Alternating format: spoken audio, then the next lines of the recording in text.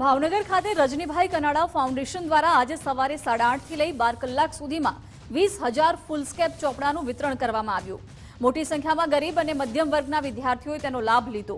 શહેરના રૂપાણી સર્કલ નજીક આવેલ આકાશગંગા બિલ્ડિંગની સામે જરૂરિયાતમંદ બાળકોને ચોપડા વિતરણ કરવામાં આવી રહ્યું।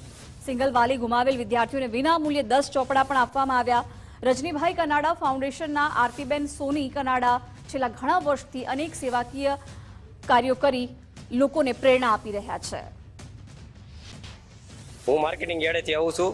શ્રી રજનીભાઈ કનાડા મેમોરિયલ ફાઉન્ડેશન અહીંયા 10 રૂપિયા ચોપડા વિતરણ આ લોકો દર વર્ષે આયોજન કરે છે અને આ બધી જે લાઈન મારી આ બધાને ચોપડાનું વિતરણ કરે છે 10 રૂપિયા એક રિઝલ્ટ ઉપર 10 ચોપડા આપે છે। આ ગામમાં 30 થી 35 રૂપિયાનો ચોપડો આવે એ અહીંયા 10 રૂપિયામાં આપે છે। શ્રી રજનીભાઈ કનાડા મેમોરિયલ ફાઉન્ડેશન સંસ્થા દ્વારા અમે અને મારું ગ્રુપ અમે દર વખતે અલગ અલગ ઘણી બધી પ્રવૃત્તિઓ કરીએ છીએ। એમાંની એક આ ચોપડા વિતરણ પ્રવૃત્તિ હોય છે અને અમે દર વર્ષે બાળકોને ચોપડા આપીએ છીએ।